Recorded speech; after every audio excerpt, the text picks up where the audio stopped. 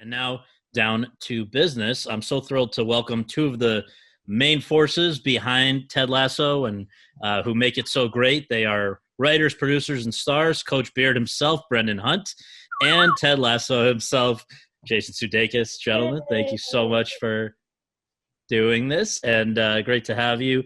I want to start, Brendan, with you if we can, because, and also I want to first of all actually tell our audience, if you would like to start submitting questions into the comments section, then at the end of this portion of the event, we will come to those. So just by all means, get that going at any time. But Brendan, you and Jason, I know, have quite a bit of history together, and I just wondered if you can share when and how you guys first met, and also the roots of your obsession with soccer, which is very real from what I understand. Sure.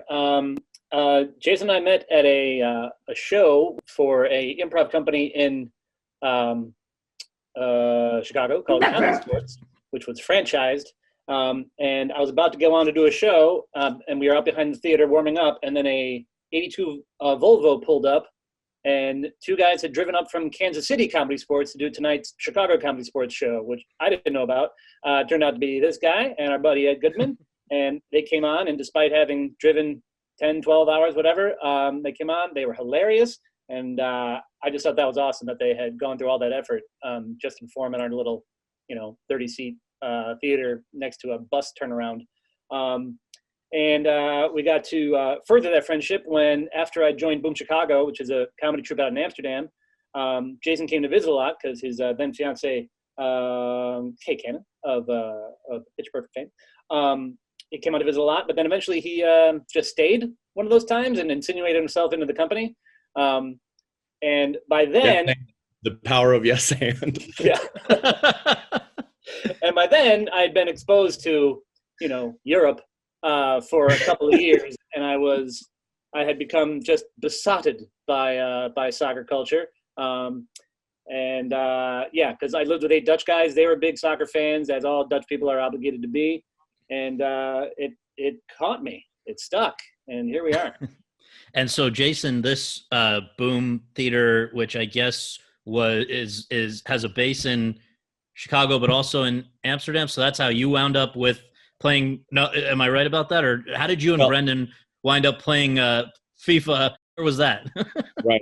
That was at Boom Chicago. Yeah, Boom Chicago was started by 3 fellas who all went to Northwestern University. They went on a class trip to Amsterdam. They were like, we should do improv. This place is amazing. And then they went on and friggin' did it, I mean, yeah, John, Rosenfeld, Andrew Moskos, and Kent Schafel, right? Yeah. They just, there was a really great article. What was that in New York Magazine? Vulture, yeah.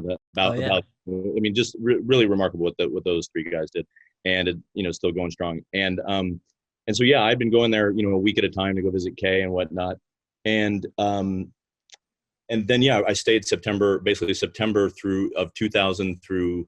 When did Ed and I? What year was that we met at Comedy Sports? It must have been 98, but maybe 97. Okay. Probably 97, because you did it again later. We had moved up to Chicago in 97. Okay, so anyway, so in 2000, basically, through the election, through the, the hanging chads and all that, and yeah, when I first got there, I did, I can skew a little, Harold Hill, from the Music Man Bamboozler, and I talked everybody into chipping in 20 guilders and all the cast so that we could buy a PlayStation for the green room, which we were affectionately known as the Shiny. And it was just so I could play Tony Hawk's Pro Skater, which either 1 or 2 had just come out, and it was a great game. But then I went ahead and bought a soccer game too, FIFA 2000, I think at Brendan's request. And then he and I just would play that a ton. And he was an Arsenal supporter, and I just picked Manchester United because I'd heard of David Beckham by that point, because I was a big Spice Girls fan from the early stuff when they were a garage band. And yeah, and and he would just sort of explain to me, the backstory of who the players are, the history of the rivalry of the certain clubs, and much like the way Coach Beard talks to Ted, Brendan is a real great gift of mapping metaphors and creating parallels. And so he was sort of explaining to me almost like, using the illustrious Bulls teams of the 90s. Yes. and it just was, it made the game that much more fun. And it's hard to not sit next to Brendan and not understand something, and then by the time you're done sitting next to him, not care about it a little bit more, because his zest for anything, but specifically, that sport, the beautiful game, was not lost on me. Right. So I guess we flash forward now like 13 or so years, and soccer is now making inroads. Football, I don't know what you guys prefer to call it, soccer, football, but yeah. So starts to make some inroads in the United States, at least on television at that point. And talk about how this was really what gave birth originally to the character of Ted Lasso, I believe. What was and you guys both, I believe, I think, Jason, you at that point, if you can share how this idea of a character like Ted Lasso first came, but then also that you brought in a team of guys to realize this idea, I believe. Yeah, more or less. Yeah. I'll give you the dime store version of it. In 2013, NBC Sports had, acquired the rights to the English Premier League. And so they had hired an ad company. Like, how do we get American football fans to watch British soccer? And they came to me because I'd played a few coaches, and sort of a certain energy on Saturday Night Live, that, they had an idea for, what if it was like a football coach coaching soccer? And they wanted me to play kind of like a yelling, screaming kind of coach. And then I was kind of like, I feel like this might, because it was a version of a character I'd done a few times on SNL. And, but I just sort of had this other idea of it being like a little bit more like, Kansas, and like, I mean, he yells and screams in that first commercial. But when that happened, I was like, and out of the 5 ideas, I was like, I know what that is. That makes sense to me. And I could sort of see it. I knew what that character could be. And I was like, can I hire, a couple writers? Like, yeah, absolutely. Okay. So then it was hired Joe Kelly and Brendan Hunt. And it was, Brendan was, new soccer and football, but knew soccer really well. Joe knew a little bit of both. And then I knew not enough of either. So, our roles were cast, and then we did that first commercial, and, we wrote down, Olivia and I were living like up Nichols Canyon. I remember we did one day of writing where we basically filled up one side of a sheet of paper like this with about 8 ideas, writing in a pool. I think Joe maybe had his feet in the pool and had a laptop or something, and that's what we went over to London with. And then we would improvise, and a fellow named Marty Granger, who also had background at Toronto Second City, like he was Martin Short's understudy, like really great guy, great director, and also used to this sort of process that we were going with, where we were just going to improvise bits, just here's the idea, and then we're going to improvise it. And then some of it was the stuff on the sheet of paper, some of it was stuff we made up on the fly. And then in between setups, Brendan and Joe and I would just go sit in the Sprinter van and play like this tiny version of Settlers of Catan. And we had no idea that outside the van, my manager, Jeff Chettier from over at Brillstein, was like fielding all these questions from NBC Sports people and Tottenham Hotspurs people, being like, what is going on? What are they going to do next? We had no idea. Right. Jeff was just like, don't worry about it. They got it. They got us. They do. And he had no idea what we were doing either. He just believed in us, and he knew these guys well at that point. And it was just, and then we cut those together, and Marty did a great job, and the Brooklyn Brothers did a great job. That's the ad company. And we made these 4.5 spots, and that hit, and soccer fans loved it, and American football fans love it, and comedy fans loved it, and SNL fans loved it, and it had it spread online, and that afforded us the opportunity to do the second one in 2014. And in that first commercial, Ted gets hired and fired by the Tottenham Hotspurs in like 3 days, and so we thought it would be fun in the sequel that Ted really fell in love with the game, fell in love with the beautiful game, fell in love with the English culture, and that's where we really unlocked the enthusiasm and optimism that is the character in the show. Yeah. And just his small talk ability, and his odd, eclectic cultural references, him referencing, The Fault in Our Stars, which was a popular book and YA book and, novel at the time, in film. But then also his ability to deal with, he was coaching a young girls soccer team, he was drinking tea all the time. Yeah. He drove a Mini Cooper. And then it was after the joy of doing that Olivia, my partner, at dinner one night when we were in Brooklyn, was like, you guys should do that as a show or as a movie or something. And that sort of unlocked. And I remember her telling me that. I was like, do you remember doing that? Because I forgot about that. And Brendan remembered. And I just started like riffing about, okay, but why would he do that? Okay, maybe his marriage is going through something. And that's sort of unlocked this, like, the, you know, the thing you find out at the end of the pilot, which kind of gave it a little bit more depth. But that's, you know, that's is that a nutshell? That's a giant nutshell. Giant nutshell. No, that's great. Huge nuts. And for the record, though, for a visual reference, I just realized that day at your house where we sat around the pool, I took a picture of Joe and put it on my Instagram. So that's proof. There's a version of Ted Lasso right there. Joe Kelly, beautiful man. What's the date on that?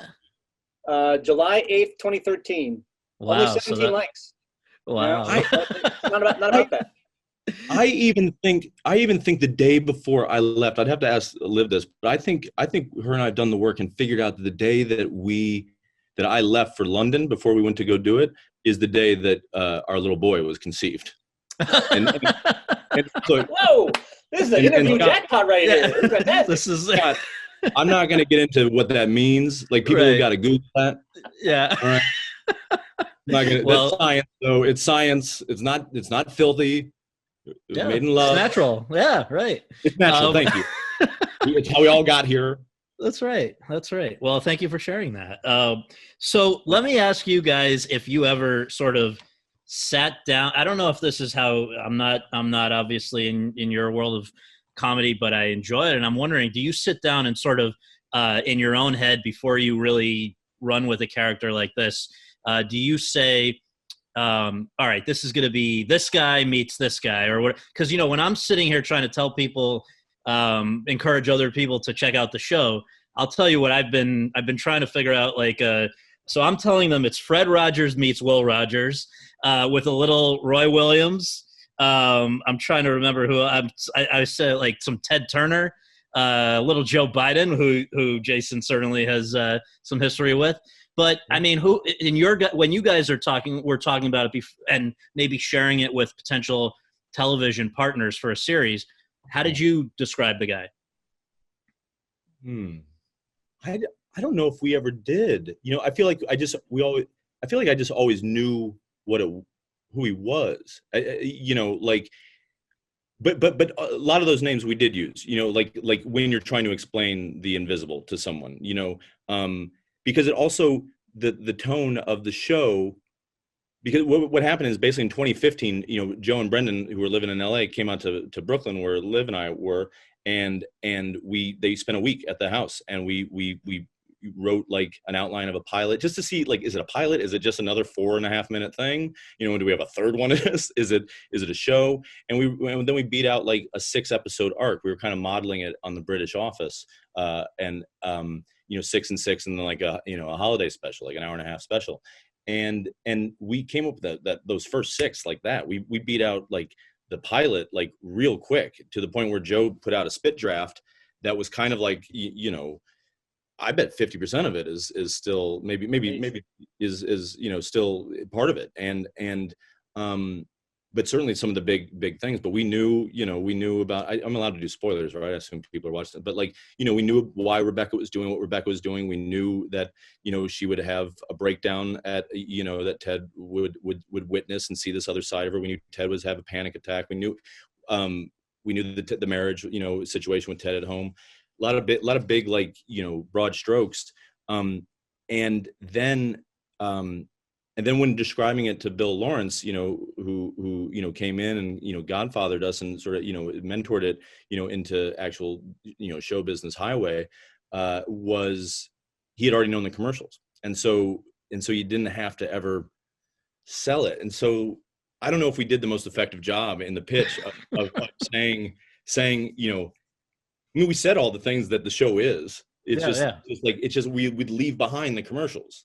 Right. So I would have your to do that point. Like, because then it's like, well, you know, you're saying this, but people are just going to watch this and be like, well, I don't know if that can go 30 minutes. And I was like, well, no, it can. It's just not that. It's like, you know, and we just always knew it could, you know. But you know, John Wooden is a big influence. You know, elements of you know, the lovely parts of like Jimmy Stewart's, you know, essence, and like, you know, Harvey, you know, I'm trying to think if there are other ones. You mentioned Roy Williams, but Bill Self was Bill Self, one for you. yeah. Any Kansas coach. But 'Cause also, what's that? There are these elements, like, so the Roy Williams with the dancing, right? That's where that's that comes from, right? That, yep. Yeah. I'm trying to think if there are others where it's directly. I mean, I got a huge kick out of the Allen Iverson practice rant. So I think that it plays on different levels to different people, and I'm sure I'm missing a certain depths of it that deal with the soccer end of things. But Brendan, I mean, from that side of it, you guys really you covered your bases as well, right? Because first of all, the decision, I guess, at some point was made that it's practical to do this series in the UK, and therefore to hire most of your cast and crew, including the team in the UK. And then I guess one of the questions I had, and Brendan, if you want to start it off, were you guys looking, when you're casting this, are you looking for soccer players who can act a little bit, or actors who can play soccer a little bit? Sure. Yeah. Well, I mean, one thing about that I think I have to mildly correct is I'd say no one thought it was practical to do it in the UK, and there were certain people signing checks who would have loved it if we would have just green screened, Trafalgar Square. Right. But we felt like it was artistically important because this is among other things, a love letter to England, and we're trying to represent this culture. We're not trying to really make fun of it or even make fun of soccer per se. Like, we love all this stuff, we will, the best way to get all that right is to be there. And in terms of casting actors who could play soccer, or soccer players who could act, for the main roles, for the main player roles, everyone got asked at their audition if they could play. And a couple people we saw footage of. The story of Cristo Fernandez getting cast as Danny Rojas is its own thing that we can get to in a second. But yeah, everyone got asked if they could play, except for Brett Goldstein. We sort of forgot to ask Brett Goldstein because we weren't expecting an audition. Roy Kent, right? He's Roy Kent and was on the writing staff, and on his own volition, he felt compelled and moved by the role, so he wanted to audition for it. He sent in a tape on his last day in the writer's room, went away, left this behind, and it was fantastic. And we all just kind of assumed from the sound of his voice that he must know how to kick a ball around. Anyway, special effects are a wonderful thing. And stunt doubles are great. A lot of magic. So much. I was going to say, this is a fairly important part to know how to play soccer, I would think. But not really. He's an aging star, That's true. It's more 100% about, he's Han Solo. He's our Han Solo. It's like he understood what this dude was going through on like a very deep level. And Michael J. Fox didn't know how to skateboard. You know what I mean? Like we got there's buttons on keyboards to make all that jazz happen. So but he knew how to, walk across the room and give Ted a look to, knock his eyebrows off. So it's like, but yeah, he just got it. And I love that. I think that's a powerful thing for actors, to think about. Like, when you see one, go after it. Well, and you guys also hired somebody who, you guys know soccer as fans, but you had somebody that could actually come in and polish the skills of your cast that was going to be playing on the team, right? Who's, for people who are not immersed in European soccer, who's Chris Powell? Chris Powell was a fullback who spent most of his career with a London club called Charlton, and he also now is, I believe, one of the coaches of England. He also coached Charlton to, I believe, a third division title to get them promoted to the second division, the championship, if you will. And he is awesome, and he was such a good guy, and was so good for all of our football playing cast. And weird fun fact: the first ever soccer game in England that I ever attended, he played in. Wow. It was my beloved Arsenal playing underdog Charlton at home, and Chris Powell's Charlton won 4-2 somehow in what is one of the biggest upsets of that era for Arsenal. Mm-hmm. So that was just a weird, like, time is a flat circle thing for me. But Chris was a dream. He was fantastic. And then to have him then doing the announcing with Arlo was like just doubling that up. Yeah, it was just it brought towards, a lot of they refer to, background actors or extra actors or as supporting actors. They call them SAs. And, a lot of the SAs did have, high level, higher level than me, at least, soccer skills. And to have someone that had that kind of resume and was just a natural leader and inherent coach was great. And I remember seeing him when we went to go see an Arsenal Tottenham game, and he dressed like Bruce Wayne. Like I'd only seen him in sweats, and then this dude shows up in this kick-ass black, like long coat. And I was like, what the hell? He looked like $1 million. And I was like, we didn't pay him that much. I was like, oh no, he was a professional soccer player for years. Oh, I know what's going on. Well, so we know about him. We know about you casting the guys that are in the locker room with you guys. We can understand how you two would have such good chemistry, even when the coach, Coach Beard doesn't have, he's a man of few words, whereas Ted is a man of many. But so we get all of that, but we got to talk about the women in this because they are so good. And also they themselves have said nobody had really seen them in the way that you guys gave them an opportunity to, the sort of characters that you guys gave them an opportunity to play in this. So talk about how you wound up with going with Hannah Waddingham and Juno Temple, who, people, whether they realize it or not, they've seen them in a lot of good things, but just never quite like this. Juno, I think, wasn't even confident that she could do comedy, right, Jason? Yeah, but I didn't pay any mind that. She didn't need to do comedy. She just needed to be real. Like that, like that's there's a different skill set when you're doing something on stage, or you're doing, a multicam. For the tone of what the show needed to be, it just needed to be something that felt real and lived in. And so for Juno, we looked at a lot of gals to play Keeley, and there were some really good people, but Juno, everybody auditioned. There were only 2 people that got straight offers, and it's her and Anthony Head, who plays Rupert. And I remember we were using our amazing casting director in London, Theo Park, who was recommended to us by the incomparable Allison Jones here in the States. And she was like, "You're doing a thing there? Get Theo Park." I was like, "Yes, ma'am." And I said, and then the American casting director, because we had seen so many Brits, had a list of people, and I saw Juno's name on a piece of paper. I was like, "Oh, that's it." I knew Juno from only doing karaoke with her a handful of times, maybe twice in New York, when her and Olivia were working on the Scorsese Vinyl. Mick Jagger movie or show, Vinyl. And her verve and her vibe and her spirit and her voice and her look and everything, I was like, that's it. She will play it with no cynicism, with no judgment, and she'll live it. And she's just a great actor to begin with.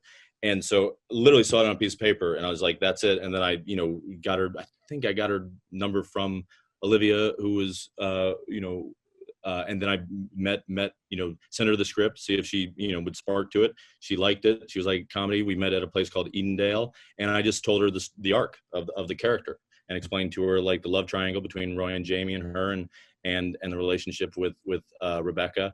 And she was just, delighted and flattered and scared and nervous, and I was not at all. I was like, if you do this with like that's great. And I believe at that point we had already found Hannah, if I remember correctly.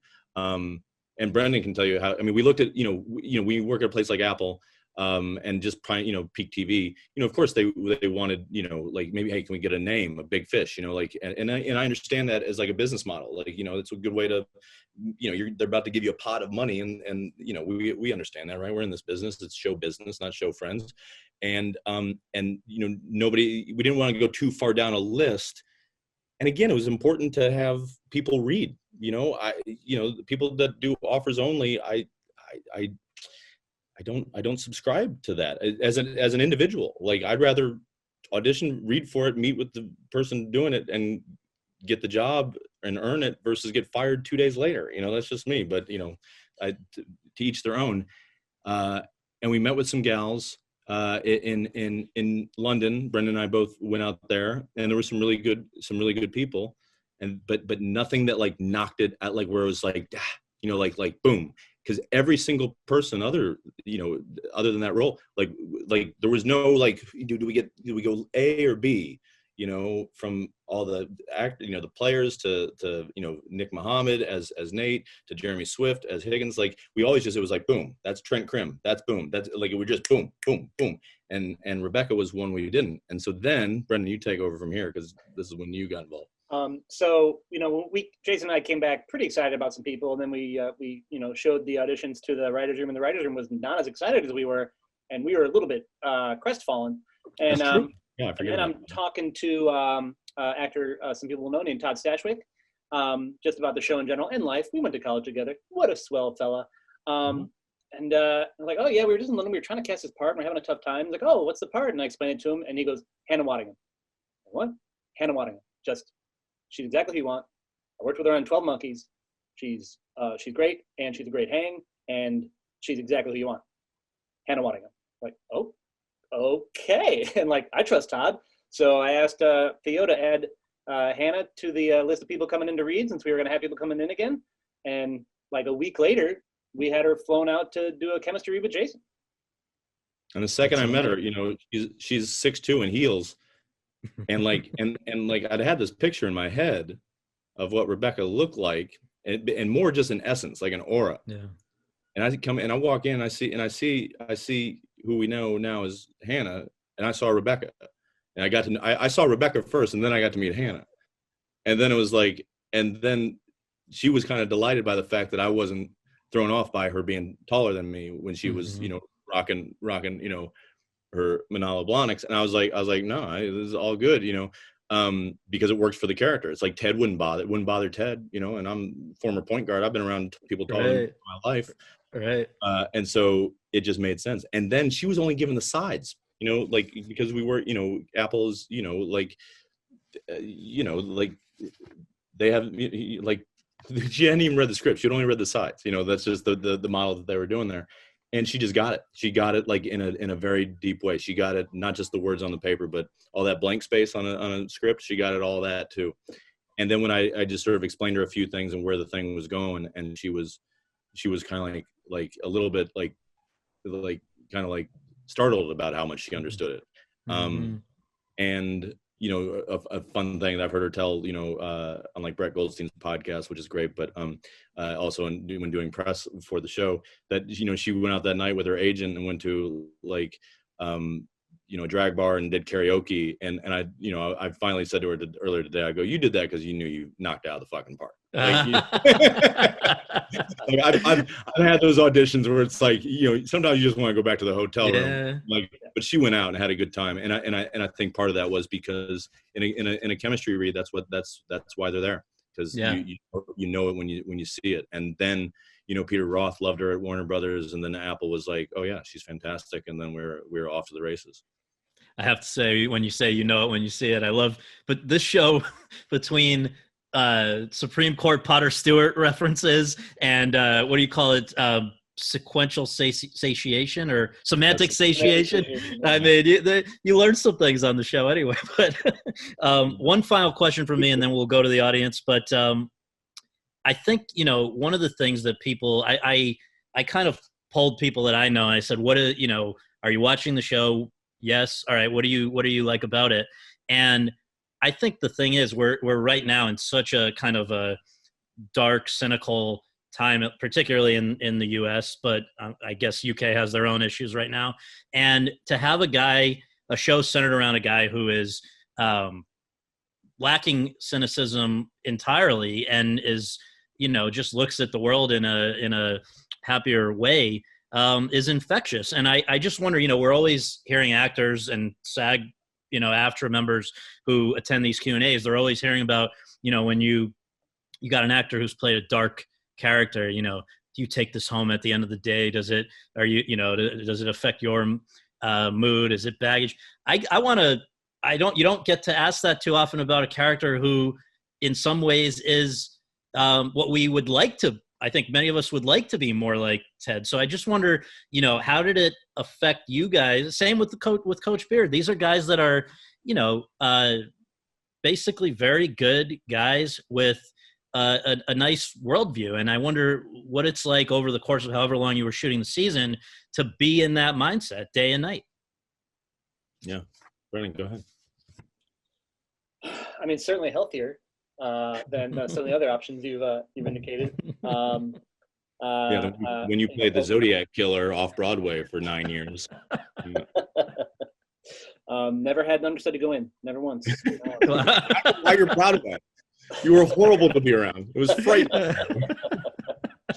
I don't know for Coach Beard, like this, just he's so much of a be in the background and observe and be ready kind of cat. And I guess there was an element to that in a way for my getting off set world, because we would get off set finishing an episode if we finished at the same time, which we often did because we're often in scene together, and we'd get in the car and we'd be going over, a lot of times we'd be going over what we got to do tomorrow, and like, oh, what does that script need? Okay, I think it needs this, probably needs this. And if we didn't go home together, there was still a sense of, like, if I had gone home earlier and I'm home for the night, I'm still absolutely ready for a call from Jason to like go over whatever we got to go over tomorrow. So yeah, I guess to some degree, being the support system did become ingrained to a degree. Yeah. And Jason? I mean, I know, yeah, I've played people that, have lost, and I played people that were mean guys. And it does, you do, like, I'm not Daniel Day-Lewis by any means, but like, you can't help but sit in that headspace and, feel it at the end of the day, regardless of one's talent level, case in point. But this is, and it started well before it started in the writing process. You can't help but view the world a little differently. And while I agree with you that we are in this dark place now, I just want to point out that the idea and the vibe and the themes of this show were before, that dude came down the escalator, before Ferguson, Missouri, before Me Too and Time's Up, and I think those are all powerful social elements of social change, some for good and some for bad, not to get overtly political, but like, hope and empathy are never out of style. They it's the currency that they're being, traded against, of shamelessness and ego and the cocktail of ignorance and arrogance. Ignorance is a-okay, especially if it's mixed with curiosity. And that was the theme that we wanted to deal with. So when you're writing a show with that intentionality, it changes your point of view. And then, part of the reason Ted wears the glasses he wears, those orange tinted glasses, is because blues are bluer and greens are greener. And it's not rose colored glasses, but it's orange tinted glasses, like the blue blockers of those of us of a certain generation that remember those commercials that, but they're like, like people that do skeet shooting, they wear those yellow glasses, and it just makes things a little sharper because, another metaphor we would use is like Ted's like mushrooms for people that have ever done psilocybin, which coincided with us writing the pilot with the release of Michael Pollan's book, How to Change Your Mind, which is all the medicinal uses of hallucinogens to help with PTSD and to help with depression, and not just Tim Leary like tune in, drop out stuff, but literally the ways that the FDA are looking at how does it helping people, people that are on their last dying day, and it can shift your perspective to an egolessness, and it's a beautiful way to look at the world. And it allows you to honor the fact, and the great John Wooden quote of only concern yourself with the things over which you have control. So whether you agree or disagree with the fellow that's been president, you don't have any control over him, but you do have control over the way you react to him. And anything going on in your life, positive or negative, are you going to get high on your own supply? Are you going to love yourself in the art more than the art in yourself? All right, but there's repercussions there within your family, within your community, within your own soul. And so this show is about how you react and interact with those things that you have no control over, and to honor the fact and give yourself some urgency, some agency of what you do have control over. And I think that's forgiveness, kindness, empathy, love. Those are true superpowers. You don't have to have a fucking cape. You don't have to have a super weapon, a big old, hammer to, be a superhero. Really, really beautifully said. And all right, so the way we're going to wrap up, just a couple minutes, if that's okay, just rapid fire, just some audience questions. And the first thing that comes to each, just jump in. Don't be formal here. First one's from Ken Marquis. anything you can preview about season 2 and what's ahead? Yeah, Empire Strikes Back. Okay, Marcus Hansen. Any additional players going to be added to the equation in season 2 or 3 or ahead? I'm sure there will be. I guess you're not going to be able to answer that. I'll tell you one yeah. that was in there for a while that we got rid of because it's fun and it's a great joke. But in honor, after Mr. Carl Reiner passed away, we did have a German player, a defensive player who had a horrible, no sense of humor, named Carl with a K, Reiner. That's since been modulated. Okay. This one's from, looks like J.L. DeBella. Did the pandemic impact your work on the show at all? It impacted the writer's room for season 2. We sort of got, lucky is not a word I want to throw around, a pandemic, but in terms of we had the season basically fully shot, and a lot of the post done before the lockdown happened. But then the writer's room was all over Zoom, and we got a lot of work done, but it's not quite as nice as being able to look around a table and see, the people you love hanging out with. Yeah, I mean, humans are made to be connected. I'd advise anybody in here, all the big wigs, everybody from Warner Brothers, Sony, like don't do that after the pandemic's over. Like, there's alchemy, that magic happens when human beings are in the same room. I know it saved a bunch of dough, but there's power in human beings being in the same room. Don't trip on that. It's worth all the lunches that they got to buy. Yeah, that too. Yeah. Right. Let's see. Matt Wewell says, as an improv guy from Kansas City, I'm interested to know how your Midwest Southern accent has been received by the Brits. Oh gosh, I don't know. I mean, everything seems a-okay. A lot of people don't. Yeah. A lot of people bust me on like, that's not a Kansas accent. I was like, why not? Like, I know. I watched an old video of like this place called Metcalf South Mall, like a 3-minute run from where I grew up. Not me now. It'd take me 6 to 10 minutes to get there, and I'd be winded as hell. But when I used to go, and everybody talks like that. And it's like, I have lots of friends I went to high school with that have that, that slight little twang. But folks over there like it the same way we love to hear Brits. It's like it's sonorous to them in the inverse. It's like I will just note, we have a lot of people where they don't have a question, they're just saying thank you, we love the show, hilarious, etc., which is not always the case with these, so that's good. Okay, so last one, I guess. Bullshit on it? Bullshit. Scott's like, man, these guys are wrong. No.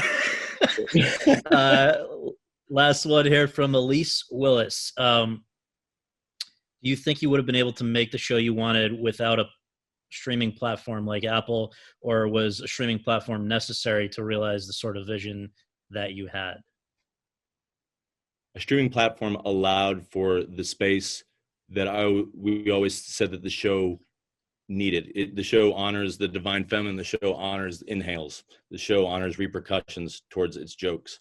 And I think if you're cutting to squeeze in commercials, you're going to lose some of that opportunity. And so while we were deliberate in trying to keep things paced up, to not have to hit a magic number in order to sell people things, that granted us a great deal of freedom and leeway, story, character-wise, character development. I mean, we have a whole separate, we have a fourth act. I mean, we did a 3-act structure, but time-wise, we have an extra 8 minutes. And in some instances, 15. I think our longest episode is maybe 35, the finale, and that is that's thankful to Apple for letting that thing. Because I was always like, the show's just got to be, episodes have to be as long as they are. Mm-hmm. It knows what it is. We just got to get out of the way. Yeah. Well, thank you guys so much for your time, and really, I'm loving the show. I hope you guys keep it up and enjoy the ride as much as you can. I don't know, are you going to be able to do kind of socially distanced production on season 2, or what's I know you said the writer's room has been progressing, but what's the overall plan? Yeah, I mean, they got, Warner Brothers has things figured out. Olivia is in production of her film, and that's also a Warner Brothers production. So I'm sure there'll be overlap as far as protocols there. I think as a company, they have like 40 different shows up and running, Wow. And 4 of them in London. Yeah, Wow. 4 of them in London. But like that's the neat thing about a circus, folks, is like we solve problems. Every single day you solve a problem. If an actor has a pimple, you solve a problem. If someone won't come out of their trailer or whatever the case may be, like this is one of the reasons I love ensemble work and I love getting to do what I do, and I do it for a heck of a lot. No, I'm not gonna say. I was gonna say less money, but yeah, again, I don't want anybody. No, don't give them ideas. Yeah. Yeah, exactly. Like it's already, Right. But like. But I would, I did. I guess I can say I did prior to many things did free and for that like yeah. So as far as the actual details, everybody but cast being quarantined and being in zone A and any of those things you can Google to get the nitty gritty. But we'll be learning on the fly and luckily drafting on things that have already been done, and hopefully people will use their smarts and will listen to the doctors and scientists and antidotes and vaccines will do their thing. And but the second season doesn't for the what it's worth. I know some people are curious, is like the second season doesn't take place during the pandemic. There'll be crowds at the game. We'll do the proper thing digitally and tile people in, and we have an amazing after post-production team that really hides all the tricks that they do, and they can do Harry Potter level stuff. And I mean the actual wizard, not the dumb movies. The actual wizard those dumb movies are based on. Right. Well, thank you guys. Really appreciate it. Congrats again. Yeah. Thank you, Scott. Take care. Thanks for all the questions. Thanks for everybody watching and all that.